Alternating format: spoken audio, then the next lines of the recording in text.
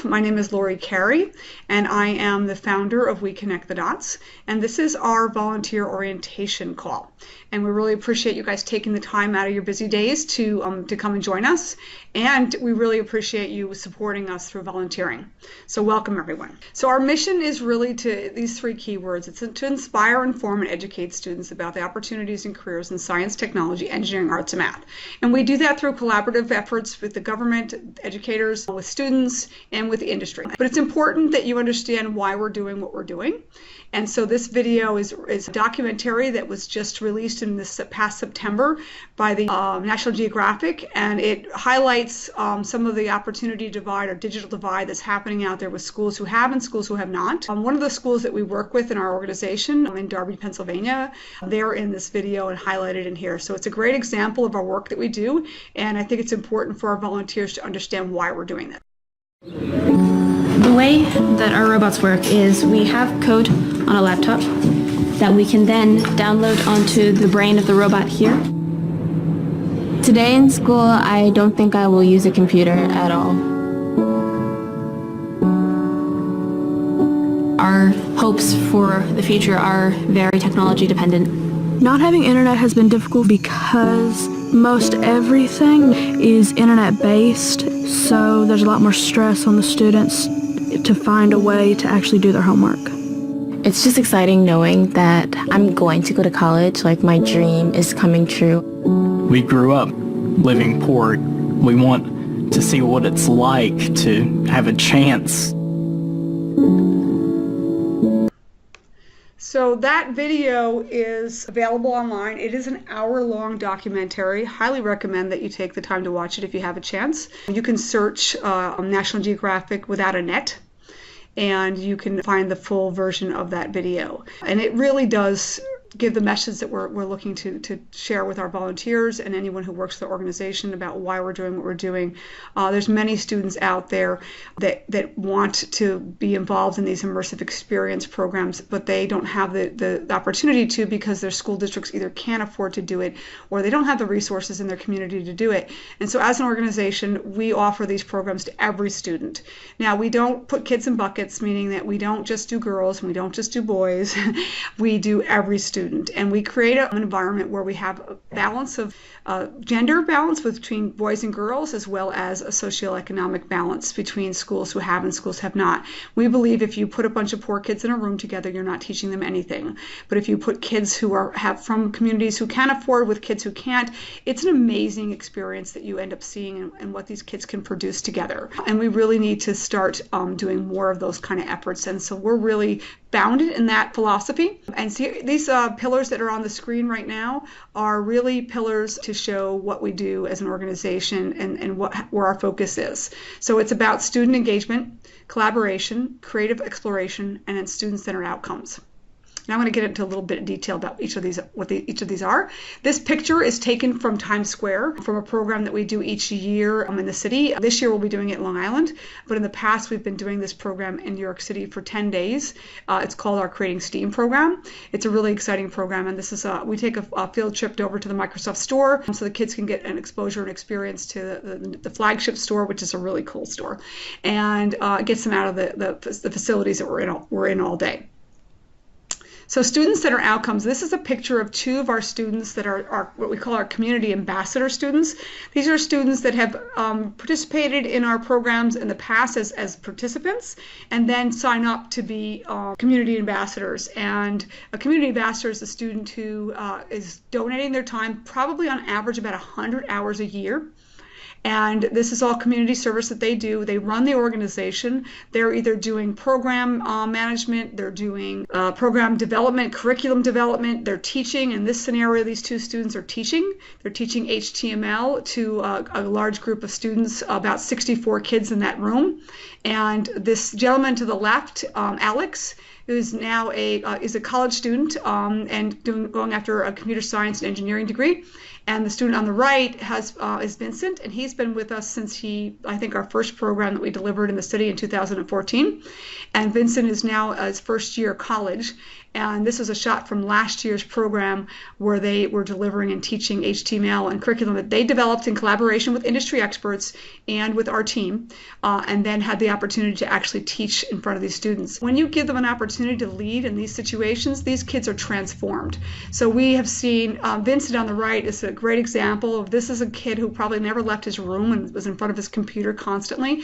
He's out on the road doing Code-A-Thons, hackathons all the time. Every weekend he's at some other hackathon. And that was a result of the work that we've done with him to really build his confidence, to show him that he has value and that he can be really an amazing instructor and support other students learning his passions for coding. This next shot is about creative exploration. Our programs are not just about teaching coding or teaching robotics and engineering. It's also about learning how to work together and exploring opportunities in different fields that they might be interested in. And so what this shot is of the kids work in teams in every one of our programs. This is they get a limited number of supplies and they have to build the tallest tower. And this is just a blast. And we'll be doing this activity at our Code-A-Thon as well. This next shot, again, is more collaboration. We're about, the workforce needs students who can collaborate. And I love the diversity of this photo because you see the girls, the boys, you see the socioeconomic background differences. It's just really an amazing shot of diversity that we bring to the programs and what we see with the kids and their experience and their outcomes. And the age group's diversity as well. We have kids ages 13 to 18. They're not just a bunch of 13-year-olds in a room. Our experience is you put a bunch of 13s in a room together, they act like 13-year-olds. You put 13-year-olds along with 18-year-olds, and it's a whole different ballgame. They're respectful. They're there to learn. They value the leadership in the older kids helping support them, and vice versa. The older kids are taking on more of a leadership role and supporting the younger students. It just becomes this really great dynamic room of students. And so this is a shot of one of our programs, again, in the summer program, of the kids working together, and it's really about them, the student-centered outcomes. These kids work in teams in every program that we do. In the Code-A-Thon, it's 4 kids per team, and the Creating STEAM and our other programs, it's usually 6 to 8 students per team. And in this program in particular, in the Creating STEAM summer program, it's a 10-day program. They come in and they get put on the teams. They don't get to choose their teams. We never let the kids choose what teams they go on. We use an algorithm that looks at gender, it looks at age, it looks at their socioeconomic background or the schools that they belong to. It looks at their capabilities around artistic and coding. We do an assessment for them pre and post. And we blend those students and create these teams. Now these kids are coming, they have no idea what they're up against. They now have to kind of get to know each other. So the first day we really spend a lot of time on just team building and team bonding to get them to know each other. In the workforce, we really could do a better job at that. We throw people in a group and say, hey, go work together. But if you don't create, there's neuroscience behind, if you don't create an emotional connection or a personal connection with someone, you can't remove the unconscious biases that you might have towards someone by how they look, how they may speak, whatever it might be. Those biases are there, and we need to break those biases down, and we do that through a lot of team activities and team building activities. And then these students are tasked with a project. In this case, this 10-day program, they have to create a conceptual business. They have to design a website reflecting that. They design a mobile app. They have to engineer and make a robot do some activities, including walking. It's a humanoid robot.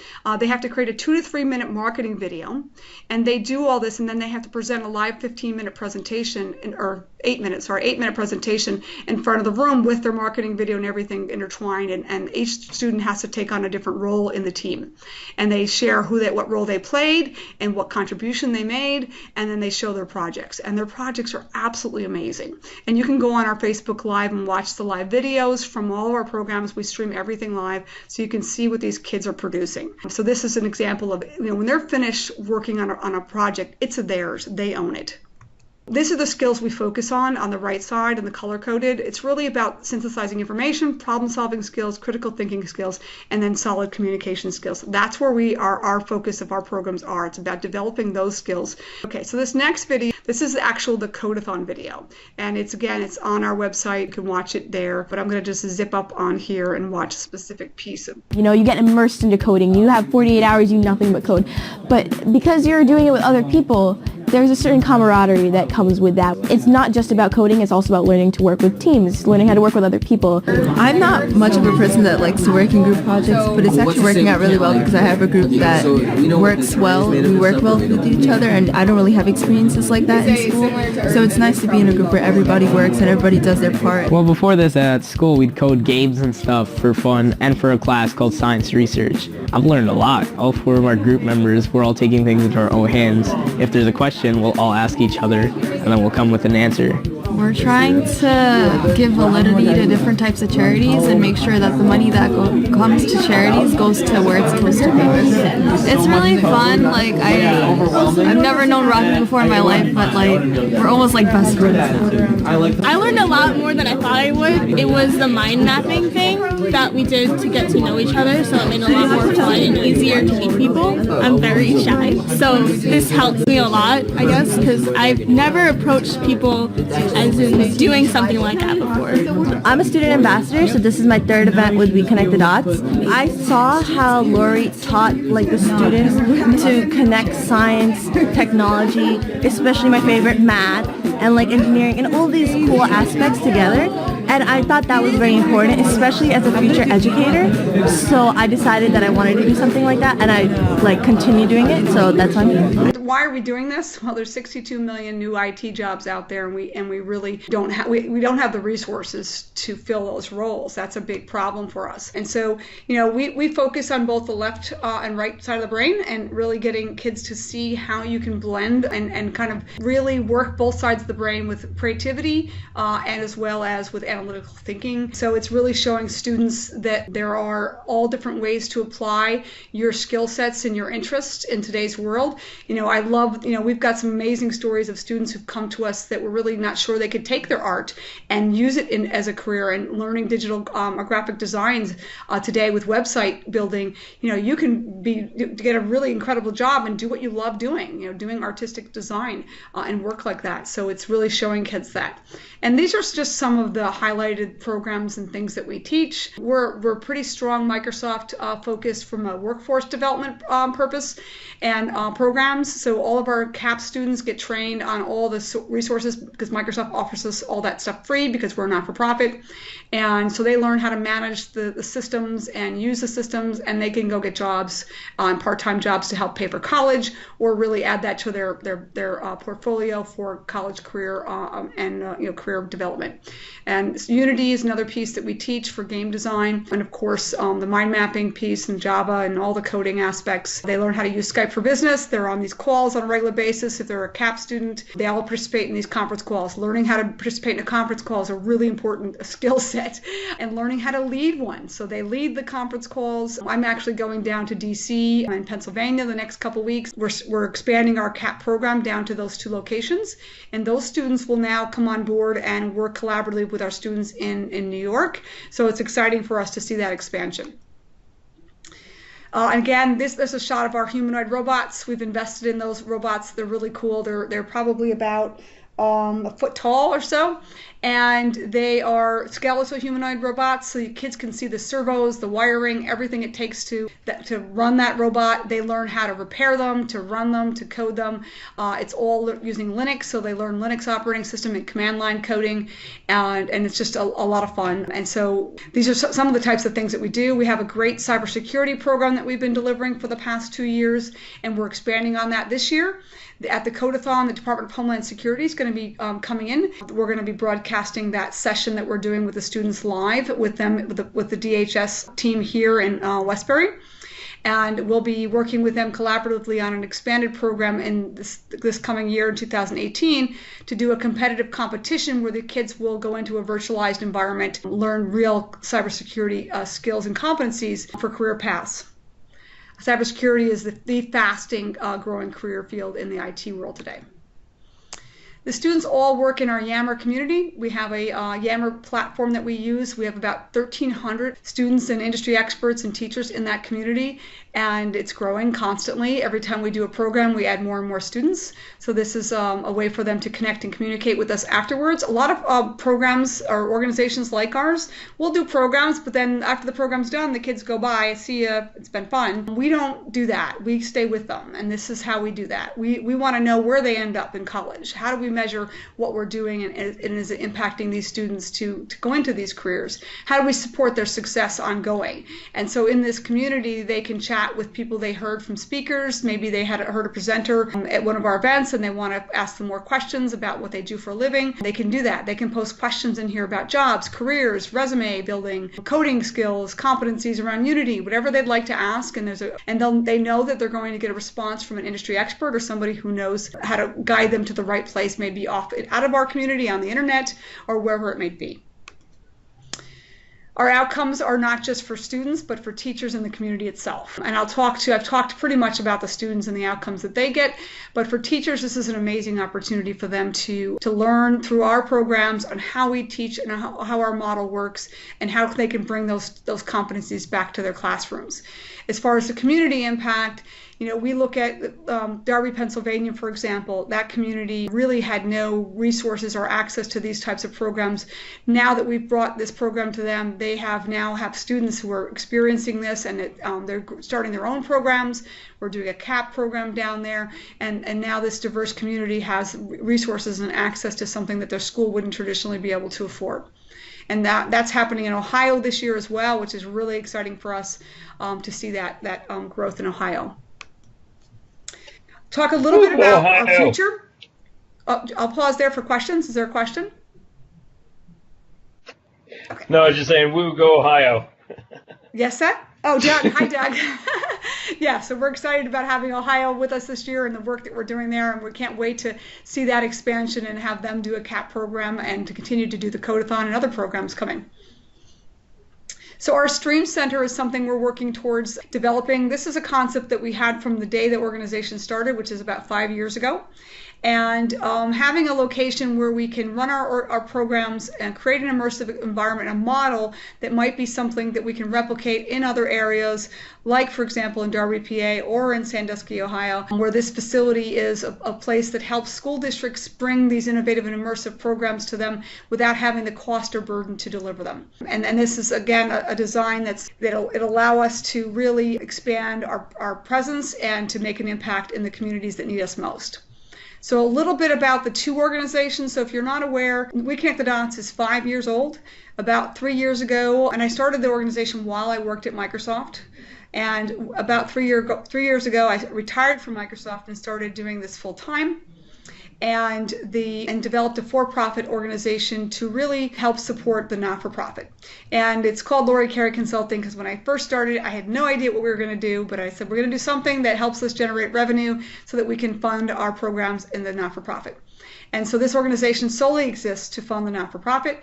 It is now doing 3 different pieces of work. It's doing teacher professional development in the schools. So we go into schools and help them do what we do in the not-for-profit and show them how to do these immersive programs. We do work on the Office 365 and Microsoft world because that's my background. We help support other not-for-profits who want to do and use the tools and technologies like we do to run their organizations efficiently. We help in that regard.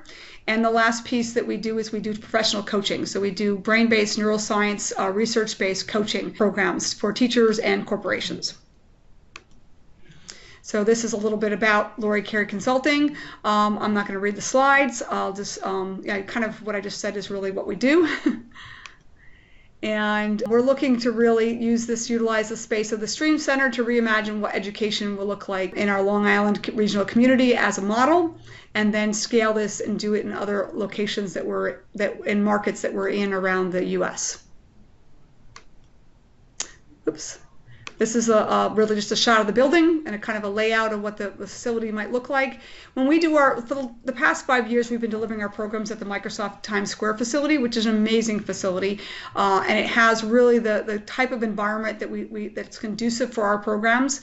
We do the training and the learning in open space, and then we have the students work in collaborative, smaller conference rooms, and we do that so they get an experience of what it's really like to work in the workforce when you're working on a team and you're collaborating on a project, what it feels like, and it's great because they end up leaving the program, and a lot of the parents will say to us, wow, my son or daughter really knows what it's like to work in the workforce and what it's like to work and to create something in a team. So it's exciting for us to see that impact. And so we're trying to build that similar look and feel and space here on Long Island, so that we don't have to go into the city to deliver our programs, and we can make a greater impact here on Long Island for the students that are in our community.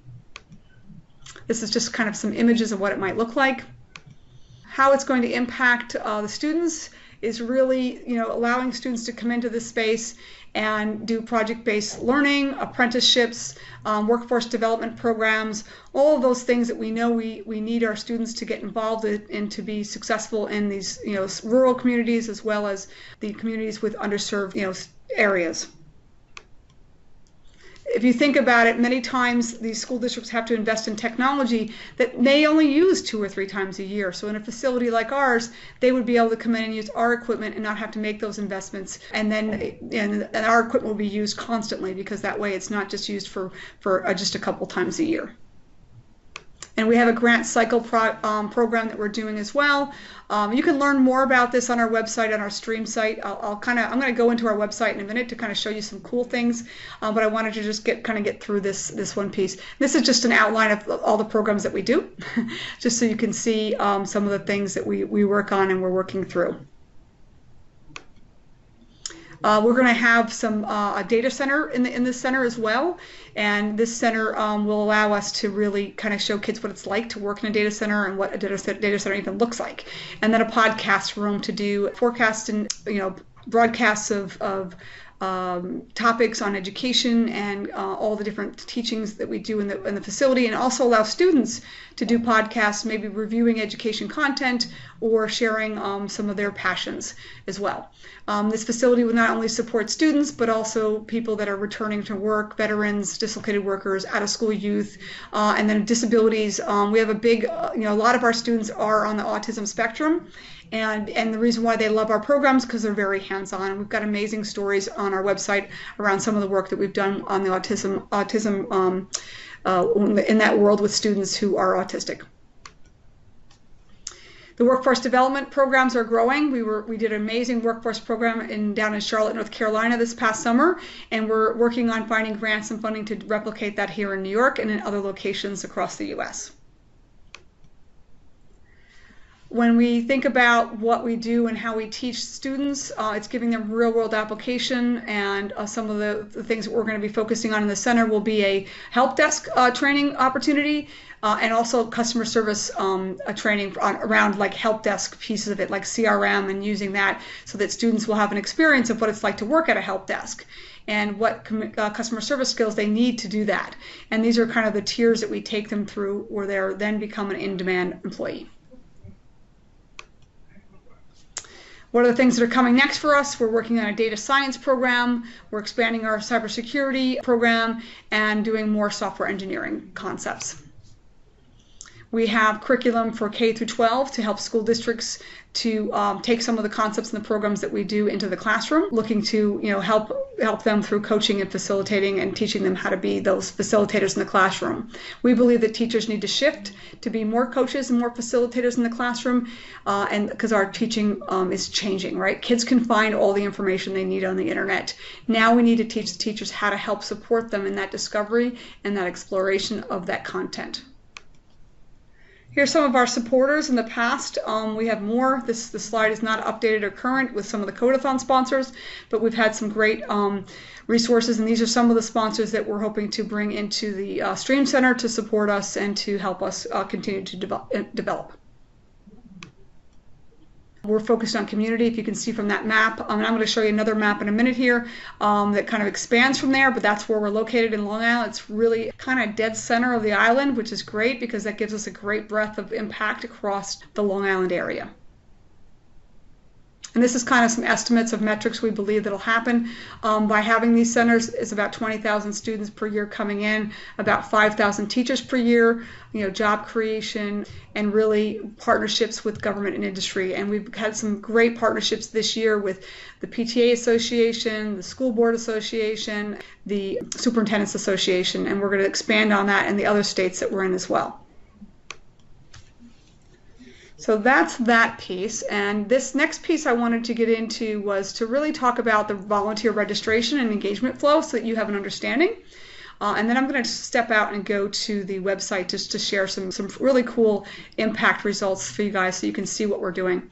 So the volunteer match is where some of you came from. Some of you came from our website directly. Some of you came from referrals or friends. So this is, really where the entry point. This is the volunteer training that you're kind of taking tonight, the orientation. We're trying to do this on regular cycles throughout the year. If you're going to be a volunteer and move forward with us, you'll sign an MOU after this call. You'll reach out and say, I'm definitely interested in volunteering and I want to be a part of this, and then you'll sign the MOU, which is an Adobe form that you just sign. It's real simple, and then you'll participate in a program and support us. Whether that program, depending on the program or what you do, if you're supporting us operationally, you'll get you'll most likely do a call with myself or someone from our team and get involved in whatever it is you're working with, whether it's a marketing volunteer or it's financially or a potential board member. And then if you're doing the Code-A-Thon or one of the other programs, and again, every time we do a program, we do these volunteer intakes. So this obviously we're ramping up for the Code-A-Thon.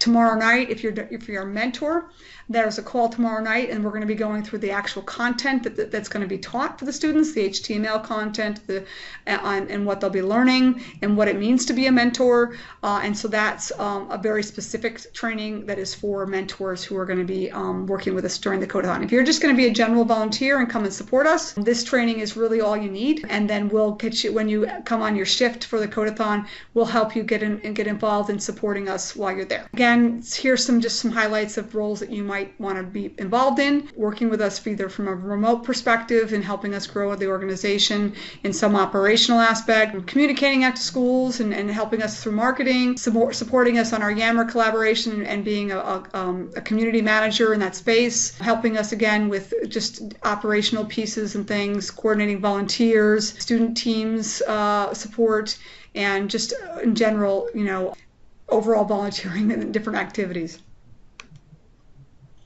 And then the on-site roles are really, when we come to the Code-A-Thon, here's some things that you might do. You might, depending on what shift you come in, you might be at the registration desk. You might be ushering students to kind of get them comfortable with the space, putting their sleeping bag and pillows away, or setting up, or cleaning up, or helping us with timekeeping, or volunteer coordination and logistics during the program, helping us coordinate the food services and things like that. We just posted our blog post from kind of our summary and look back and from 2017. And so if you maximize that map and kind of look, and what I'd love to, for those folks in Ohio, if you zoom into Ohio's area there, and you can see this data is basically all of where the schools the kids are coming from. So it's a great look to see how much impact you're making in that community, in that area. So for us, it's exciting. We love this. And this is this data that we put out here is only from this year. Our plan is we just have to find the resources and time to get it, to aggregate all our Excel spreadsheets that we have out there, because our CRM system's not completed yet. It's still got probably another 6 months or so before we get to it. And so at some point we'll have all this data, aggregated into that.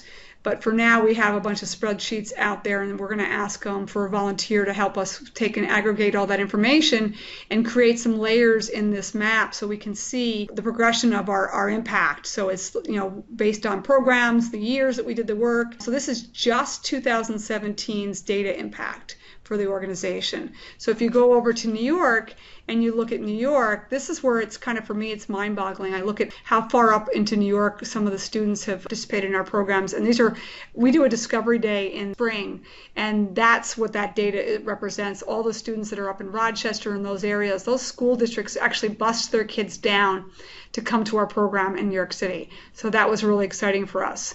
And then if those folks from Long Island and that are coming to Westbury, if you zoom out on Long Island and you look at the pinpoints, it's cool. It's seeing all the different school districts these kids are coming from this year to our programs. And then down in Derby, same thing. If we go down to Derby, we can really see how many students in what areas we're covering down there. And keeping in mind, this is only this year's data. So we want to start to put in the last 5 years worth of data. And for Derby, we've got about 3 years worth of data because that's how long we've been working with them. And so, but in the New York area, we have about 5 years worth of data. And then if you zoom back in again, and you look down at DC and at Charlotte, you'll see just one pin at each of those locations because we didn't have time to put all the data in. And in, for Charlotte, we have more data than that's what's being represented there. And in DC, we really only have that one pinpoint. We're just starting to work with that community in that area there. So that will expand as we start to do more work in there. So I'm hoping this is kind of helpful for you to see and to understand just the amount of impact that we're creating. And we are an all-volunteer organization. So it's exciting to see that we're making this kind of change and supporting students and communities. With that, I'm going to open it up to questions. It's about 7:46. Lori, this is very cool. Thank you. Yeah. Was this helpful? Yeah, absolutely. It was a great overview. Good. Glad to hear that. Anybody have any questions? Yeah, it was definitely helpful. Oh, good. Thank you very much. Anybody have questions specific to what they're going to be doing and volunteering for? Hi, this is, yeah. oh, sorry. No, you can go for it. Thank you. This is Jillian, and I just had a question in terms of the relationship you have with the school that we're going to be volunteering at. So have you worked with a school before? Like, what's the relationship you have? What do we expect in terms of the tone and reception when we arrive? Are there going to be repeat students? Things like that. Great question. So which site are you going to? Penns Woods. Okay, yes. So yes, we do have a strong relationship with Jennifer Hoff, who is the contact there, and you'll be introduced to her. She is a school board member who's extremely active in the community and was the one that reached out to us and asked to start doing these programs down in her community. So you'll have a blast there. So they're really, Jennifer is one of those people who just thinks out of the box. She's not afraid of anything.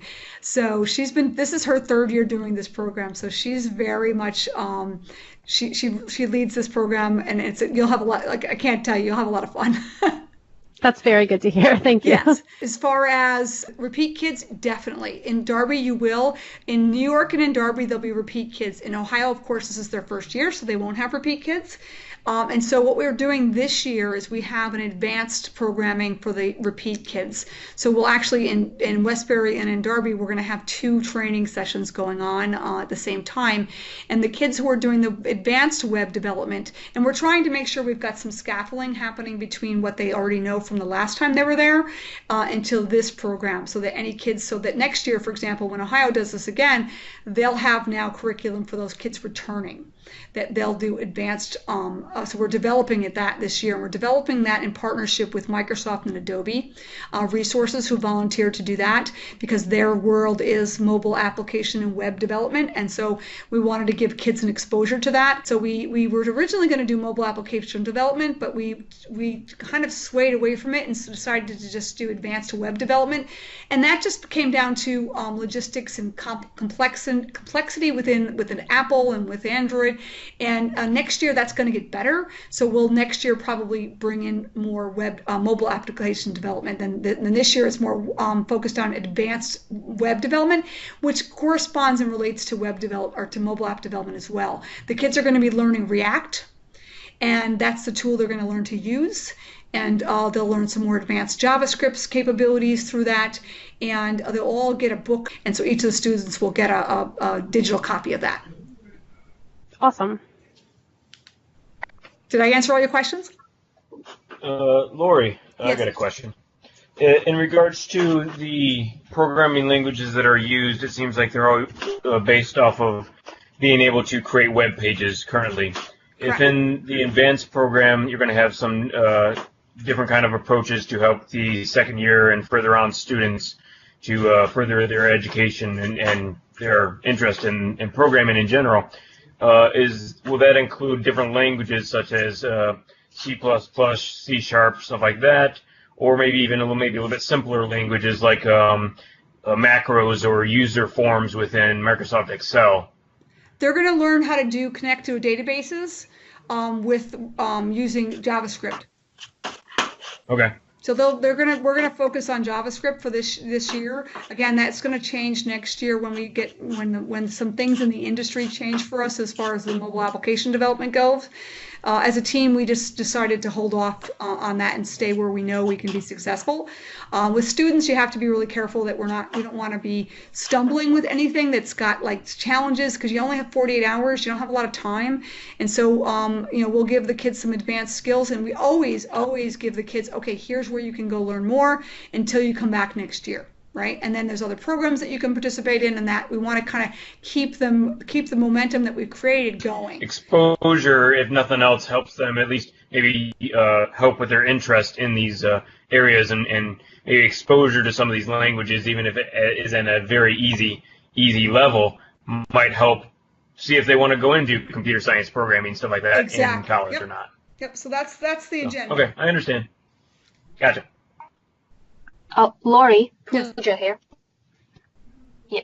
So, would we be required to take our laptops to the coding sessions to help the students out at any point? And are they bringing their own laptops, or do you provide it for them? Yeah, so I'll address that. There's a couple answers there. So the first one is they when they sign up, they check a box, I'm going to bring my laptop or not going to bring my laptop, right? So in that regard, some of the kids do and some of them don't. In Westbury, we provide the kids with a laptop. I know in Darby they do, and I know in Ohio they're working on that as well. And Doug, just for your reference, we'll talk tomorrow about the licenses. I think I have a solution for you on that one. The operating system stuff? Yeah, we can get that at a Gotcha. really discounted Okay, cost. So we just need to know how many machines, and we'll take care of that tomorrow on our call, okay? But so back to the Sounds like a question. good idea. So they'll get devices to use. For as far as volunteers bringing your device, you certainly can. But as a mentor, you're really not teaching them. They're going to be taught. They're going to do some self-learning. They're going to have an instructor in front of the room with them, and they'll have mentors at each of their teams. And our goal, and our students are really strict about this, especially our CAP students. We want them to learn how to learn on their own. That's a really important part of our philosophy. So if we just teach them and show them how to do everything, and we kind of do it all for them, when they leave, they're not going to know what to do. Right? They won't continue their learning. So it's really important that and this is part of what we'll talk about on the mentor call tomorrow night, what it means to be a mentor and what it doesn't mean. And that means we're not going to just tell them, here's the answer. We're going to say, how might you find that? Well, here's some websites that I might go to, or some news groups, or some forums, or in GitHub. You'll start to give them some ways that you would think through that problem, to help them think through that problem the same way, so that they can start to realize, okay, because we want to teach them how to problem solve and how to use critical thinking to determine whether information is valid or not. Okay, sounds good. So the answer to your bringing your laptop, totally up to you. Yeah, of course. I think that will be more applicable to the mentors. This is my first time volunteering with We Connect the Dots, so I guess I'll just go and see how everything goes. Yeah, sure. Just being an observer is really helpful too. So you can watch the room, you can give us input, give us feedback on what you think we might do differently, what you like, all of that. Okay. Thanks. Lori? Yes. Hey, this is Greg. I just have a quick, what are you looking for? I read your description in terms of board members, but could you maybe flesh out a little bit about what you're looking for, what you need from a board, and what your process is for, determining fit? Yeah. So any board members that are, anybody that's interested in being a board member, there's a process that they go through. They become an advisor first. We don't really just bring someone on right away as a board member, because as you can imagine, they have voting rights, and then they can control the organization, and maybe they're not a good fit yet to do that. Yeah. So yeah. It's kind of try before you buy, right? So, and that's really an opportunity for that person who's interviewing or who wants to be on the board to demonstrate demonstrate that they have value and they can really help us change and create a greater impact by having them participate. And so what we're seeking in a board candidate is someone who's going to be an advocate for us, an evangelist for us, has passion about what we're doing, and has some value that they feel that they can bring, whether that's through their network, through funding resources, through helping us through financial decisions and planning or operational support. Those are the kind of things we look for. Okay. Does that So, help? it certainly does. I mean, in terms of initiating that process, I think in terms of my career arc, that might be the best conversation to have. So maybe I could get a little feedback from you in terms of what kind of next steps would be. Yeah. So next steps. You had a conversation with Allie yet? I haven't. This is my first interaction with Okay. you guys. So usually what we do is Allison is kind of our front line. She would have a conversation with you, and she's the one who sent you all the information and everything and got you on this meeting tonight. Yes. So Allison, if you want to reach back with Allison and say, hey, I'm interested in being on the board or investigating what that might be like, and then she'll have an initial conversation with you, and then she'll come back to me and say, give me her feedback, and then the next step would be to set up another call, and then you and I would chat, and then the next step would be a face-to-face, and then we'd go from there. All right. Sounds good. Okay? Much. Good. Good question. Hey Laurie, Abhinanda here. Okay, so I just wanted to know, apart from coding, what else do you require from the volunteers?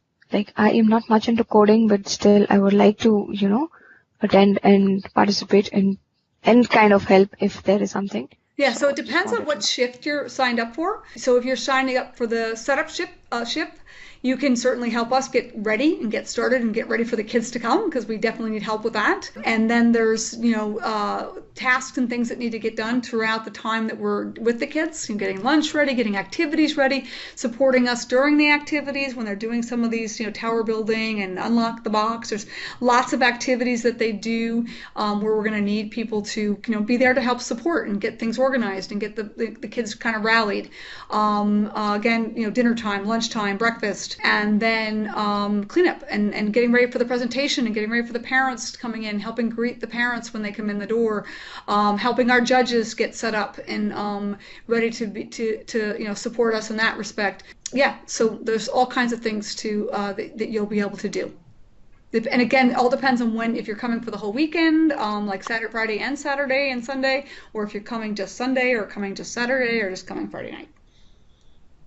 Okay. And one more thing, I came through Volunteer Match, and there they said that we need to get the cameras. So is that required? You need to get cameras? Yeah. Oh, are you one of the media specialists? It's asked for a media specialist, but I'm not sure if that is the only one that I am going to do for. Yeah, I'm going to be reaching out to anyone we've got a bunch of people that volunteered for media to take pictures for us. So I'm going to be doing a separate call with them. So okay. So I will be, and that will be all around, what we need from you, how to get the pictures uploaded, getting the MOU in place for that, and making sure that you understand, what we're asking for you to do for us. So if you want to take pictures, then we would, depending on which site you're at, we have extra cameras here in Westbury, so certainly can definitely let you use one of ours. If you're going to the other sites, I have to just check to see whether most likely they probably don't have cameras. So we're asking the media people to bring their own if they have them. Okay. All right. That was helpful. Thank you. Good. Laurie, Pooja here. Another question. Sure. The websites that the students are going to be asked to build, are you providing content for them, or are they expected to research and get their own pictures and stuff? I'm looking at the websites from the last Westbury that you have prizes, I see here. Yep. First to third place. Yeah, they get their own content. Yeah, so they get their own content, and they host it on either Code-A-Thon. Intellectual property and all of that, and we address those kind of questions with the students too. Okay, I see. So it's really a lot that they have to do, not just writing the code, but getting all the information, the pictures and everything, and the designing everything perfectly. Yeah. Okay. Well, not perfectly, but yeah. But it's starting to. But yeah, they do, and they do produce amazing stuff, and they divide and conquer. That's part of what the team has to do. Some might be writing up the content and doing research. Some might be doing the images. Some are doing the coding. It all depends on what they decide to do as a team and how they want to really work together. We don't dictate that for them. They do that themselves. I see. And do they have to upload their website to, I see here, either GitHub or CodePen, or did you do this afterwards? No, they do that. They're going to learn how to use CodePen and GitHub, and they'll upload that, and then they'll send us a link. There's a whole process they have to go through on Sunday to get their links posted so that we can get the judges access to it. Okay, I see. Great.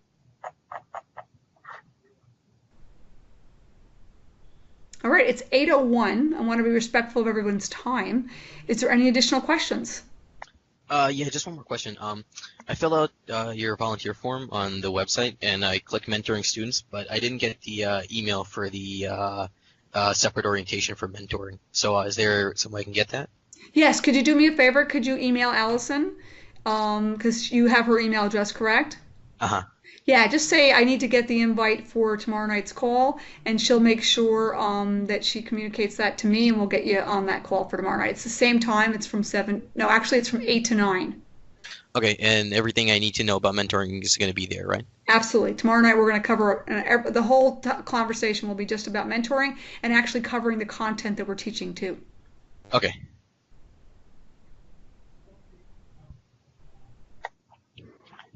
Quick question. Sure. Is it possible to be a mentor without attending the training session? Yes. Yes. Okay. And can we get the material somehow emailed to us? Maybe Allison sends the presentation? Yes, you can. Yep. Okay, great. Thank you.